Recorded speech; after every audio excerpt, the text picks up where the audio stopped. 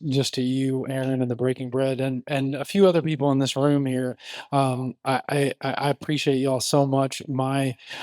Someone kind of touched on 2020 and kind of how, well, we lost a lot of the live music thing, and that's where I kind of dedicated a lot of my time. And when that went away, then I decided to completely kind of change my life and not be traveling and not living out of a suitcase and not working for musicians and bands and things of that nature. And I met some people in this room here who gave me an opportunity to be able to still be a part of that kind of stuff. And Aaron, the Ashman Collective, Renee, Jazz, I just appreciate y'all so much. And so I just wanted to say thank y'all publicly here, because you guys have allowed me to do something where I'm still kind of doing what I did, but I'm doing it for my community where I live now. And that's the most important thing now that I am no longer living out of my suitcase. So I just wanted to say thank you so much. And also, too, anyone who is who is an artist, some things that I learned working behind the scenes with people who were very successful. One, they had fun, and two, they tried. And if you do those two things, I guarantee you that you're going to have some success just for yourself, because you're trying to have fun doing something artistic. And a lot of us put a lot of pressure on looking at that end result, looking at those people who are, on the big screen or wherever, and you go, I could never do that. But you just have to take those little steps as you go through, and you can just do it for your family. That's all I'm doing nowadays, and for Aaron and for some other people in this room. But I just appreciate you so much. Thank you. Oh, we love you, Jared. I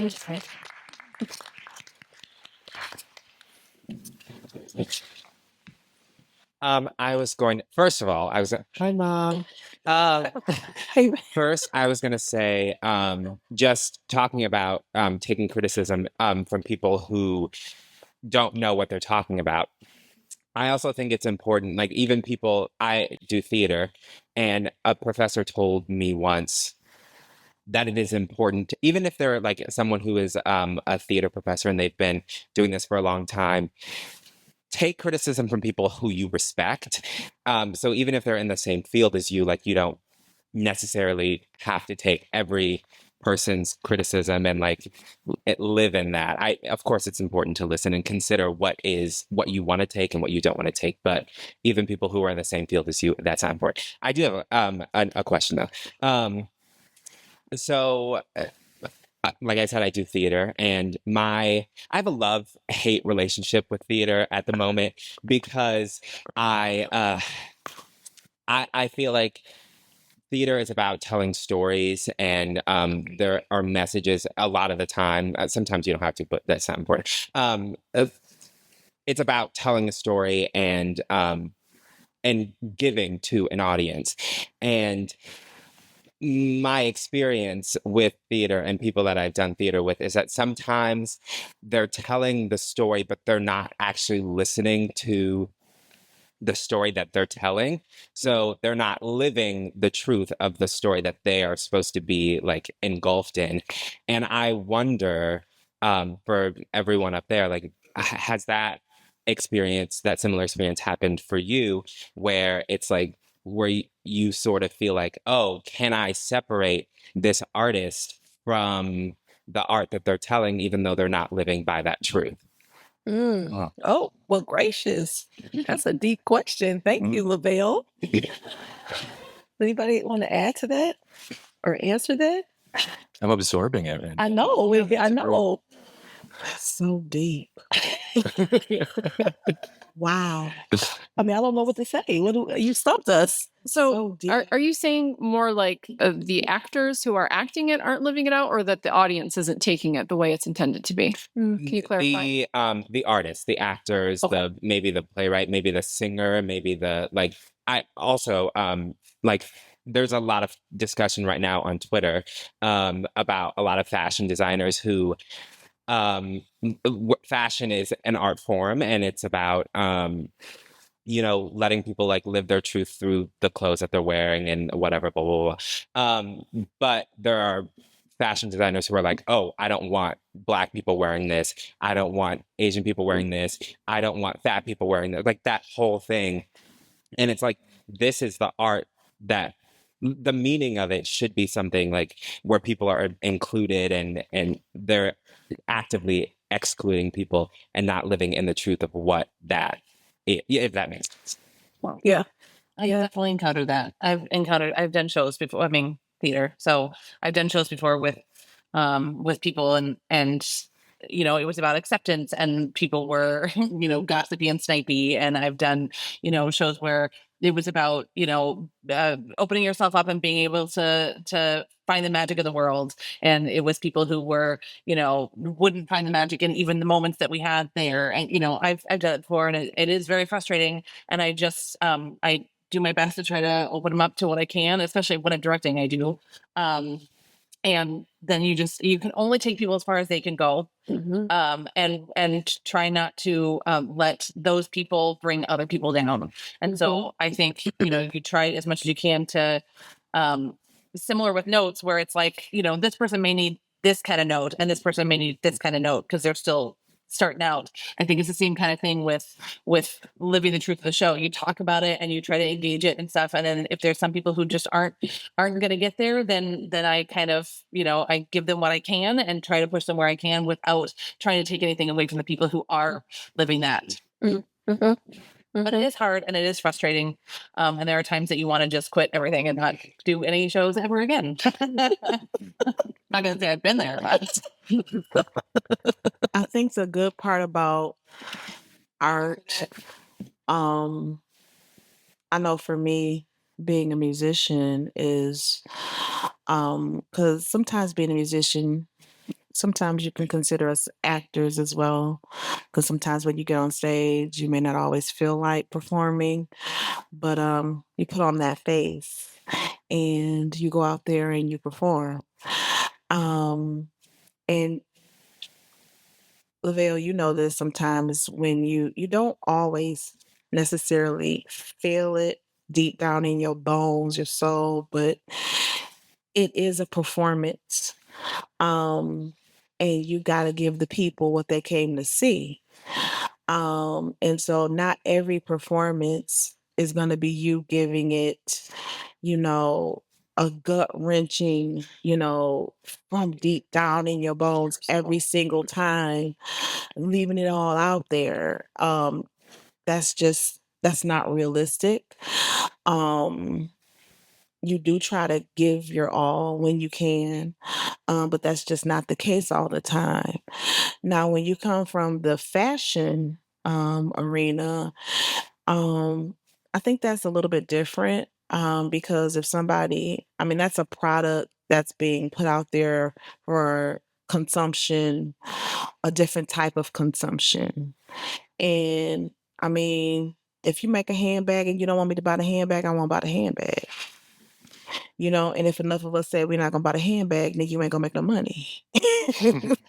You know, period.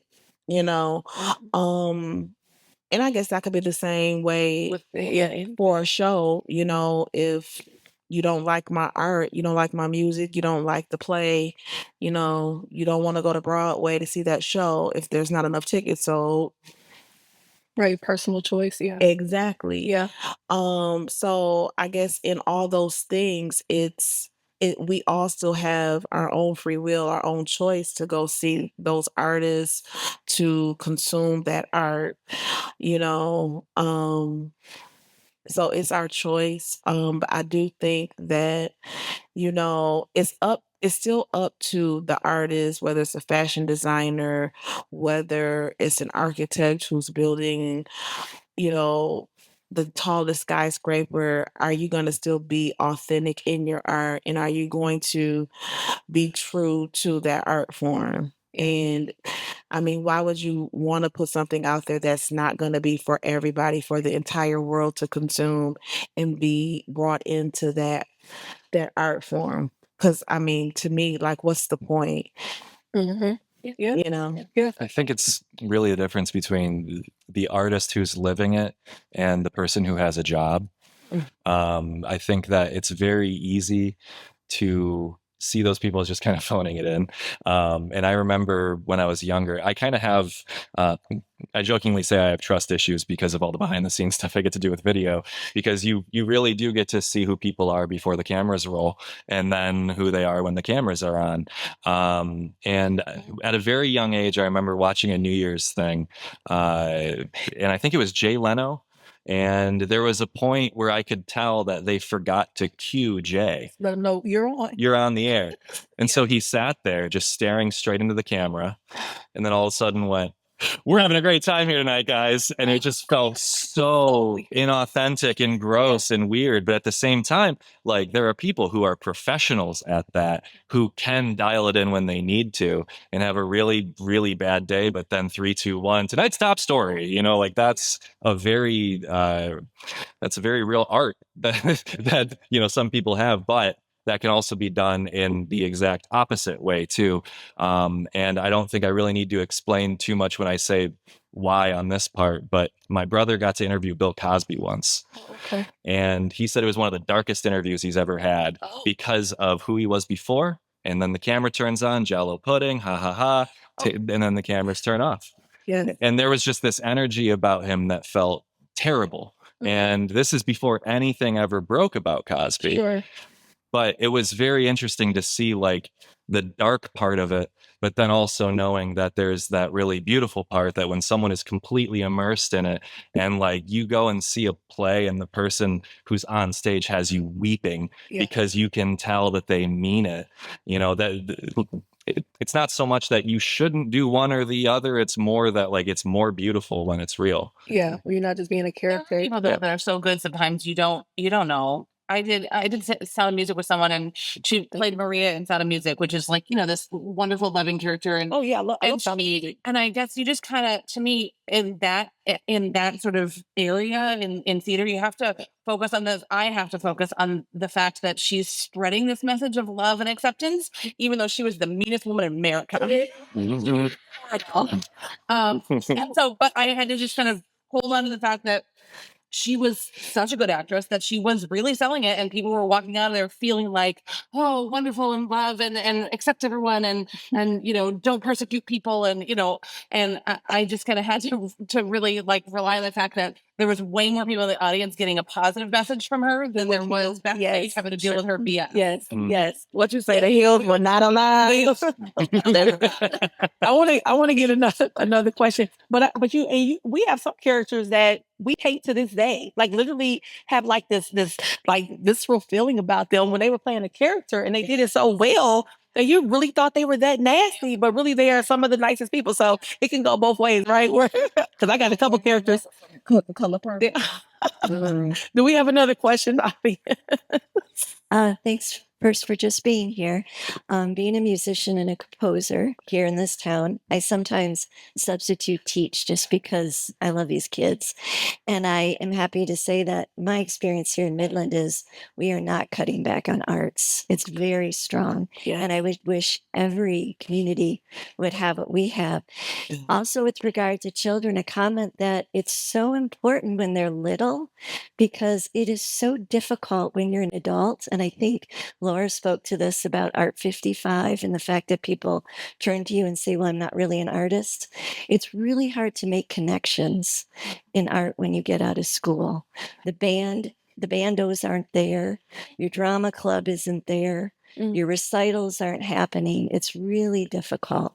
So when you give that to a child when they're little, they carry that through the rest of their lives. True. And then just a question, you sort of briefly have commented on this previously about monetizing your art. So I've monetized my art for 45 years, and I have never really had the opportunity to just do it because I really like to be a pianist and an organist. I've always been paid. That's my job. And so I put a lot of money into getting to that point where I could do that. And so there is, I'll just say it, there is a snobbishness about monetizing this and having the kinds of teaching and coaching and money that you put into it in your education to do that. And it's sometimes hard to just dial it back and say, I'm just doing this because I love to do this. Yeah. I just want to do this. I think of Andre Agassi. If you ever read his memoir Open, he'll tell you, I hate tennis. I hate tennis. Sometimes I'm like, I hate being a musician. I don't want to have to monetize this, but this is how I pay my bills. Yes, thank you. Thank you for sharing that. That's a real thing. I was a cosmetologist for 15 years, and one of my aunts encouraged me to get my license, and I was like, I don't want it to not be fun anymore, right? Because I love just creating styles and doing fun stuff. Then I said, well, I'm good at it, so maybe I'll do it. But then after so many years, it does become more of a chore and a heaviness as opposed to me enjoying it anymore, because I wasn't able to just create, had to just do like what they wanted. And I'm like, well, I want to create some fun things on you, but they want to just, in this town, it was a lot of like, no offense, blonde highlights and bobs, and that was it. And I'm like, I want color and like different things, and nobody wants to do that. So there it is. So yes, so I understand that wholeheartedly. Let's have one more question. Somebody has another question out there. I see it. Hi. So my question is, so I'm currently in high school, and like band and music is something that has absolutely changed my life. But I almost didn't have the opportunity because this narrative was kind of being forced that in order to do art, you had to want a career in it. So how do we kind of shift this narrative for kids that they can enjoy something and not necessarily have to be the best at it and want to pursue a career in it, but to live both of those lives, to enjoy it and pursue something else? Like, how do we change that conversation for kids? Oh, I'm so sorry. What's the I know. Oh my You'd be goodness. told I shouldn't do it for a career. That's not a career. Like, you never make money at that. Oh wow! I'm sorry. They Tell us back in the day. Yes. How do y'all answer that? I do understand a little bit what you're saying, because my daughter just had high school orientation last week. Okay. And they're already talking about career paths. Oh wow. Gracious. So like, if you want to go into the arts, you should go on this path. If you want to go into business, you should be starting with these classes your freshman year. I'm like, really? Wow. Yeah. I don't know how we can change. Like, she doesn't have to pick right now, but they're like telling but me even to think about planting that it. seed, it Yeah. was like just But yeah, I know that they require you to have, so many credits from so many different things. Yeah, I don't know how to bridge that gap, but I do think it's really important for people to understand that you can just have a hobby and like it. And you don't always have to just do it at school either. There's, Right. There's other bands and there's other Yeah.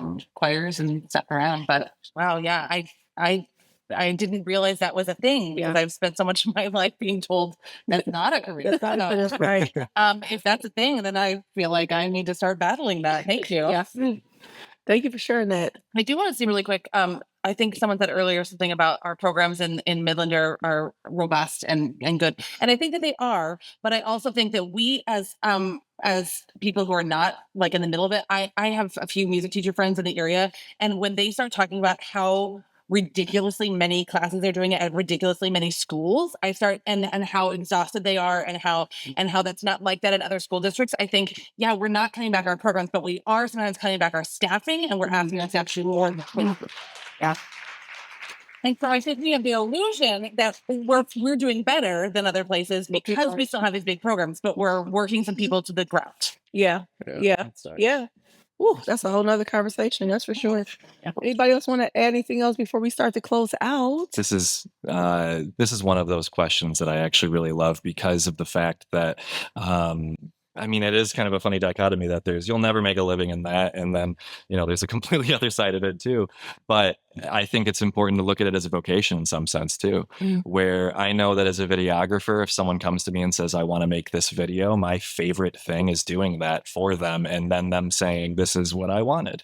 Like, I think that that's a really good way to lean into the craft of it while making money doing it. But I do think it's a shame that you can't have a hobby without everybody going, have you tried selling this yet? Are you going to sell this? When are you going to sell this thing that you got? And it's just like, it's too much for people who just just want to do something nice, like Yeah. maybe I just want to play piano. Yes.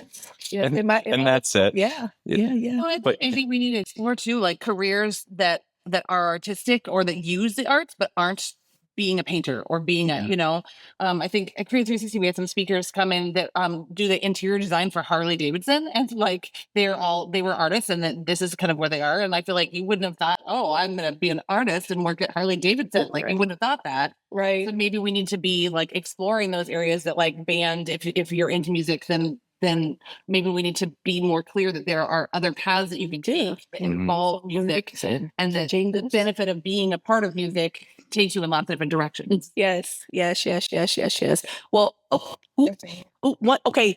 This is the last one. I promise. I want you to go though, very quickly. Go for it.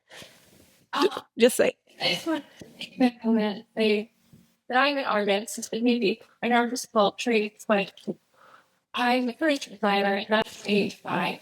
And I find stuff I would never put in my home. I don't want to be the design of bed. They correct because I don't have the passion, but they want to.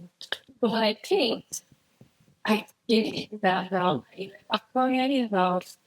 I get lost in it and if it fell, but it's my therapy in a way. Yes.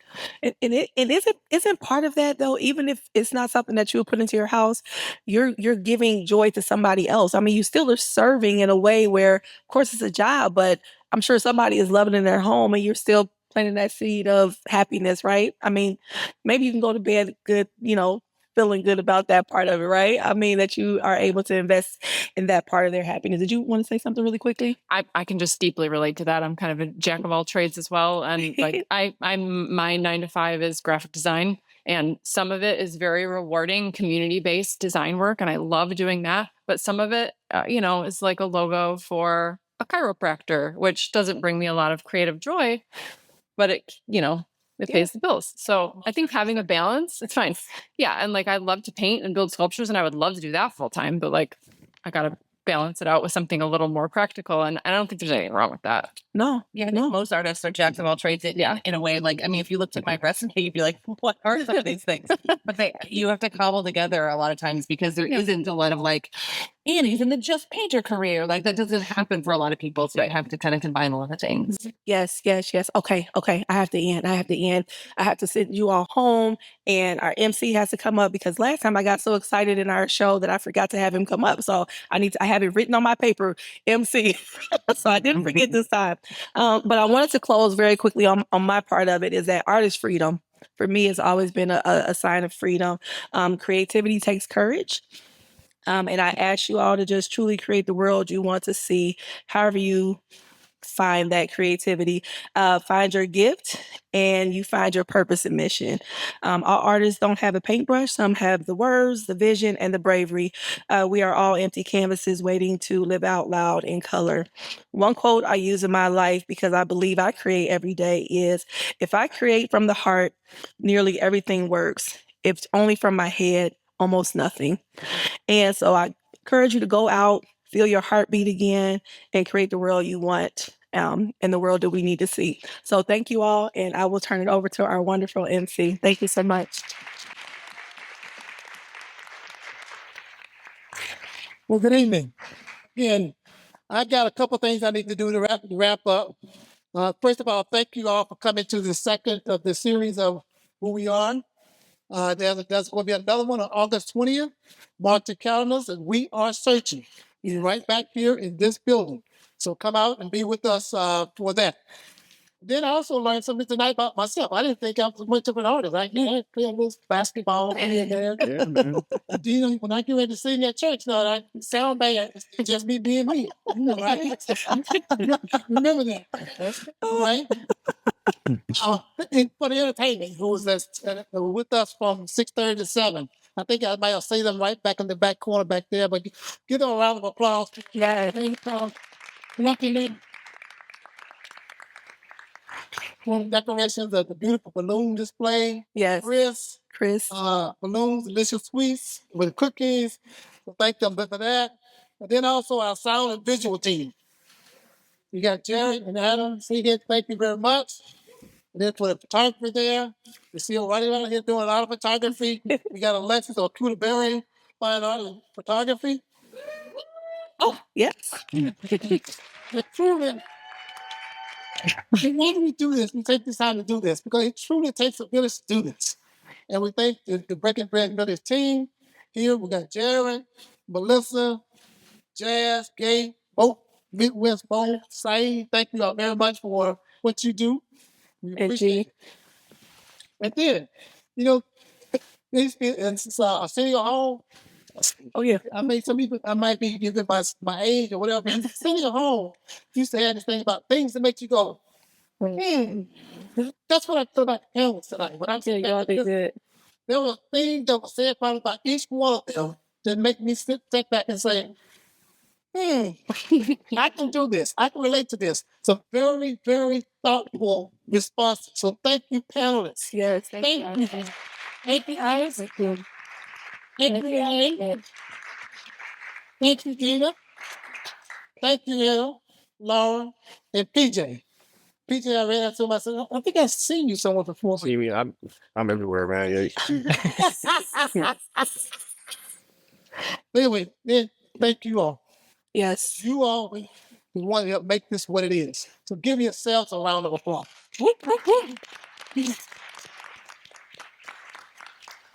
And then we have partners. We couldn't do this without our partners. And one is just this building itself, the Memphis Library, for allowing us to host here, be here. So thank you for that. The Midland Area Cultural Awareness Coalition, Midland Area Community Foundation, Memorial Presbyterian Church. We thank you. Thank you. Yes. And like Aaron said, most times we have this, we have some rain or whatever. I always say get home safely. Thank you all for coming out. We'll see you at the next session. Thank you very much. Yes. And we have cookies and cupcakes out there. Please take some home so I don't have to take them home with me. Thank you.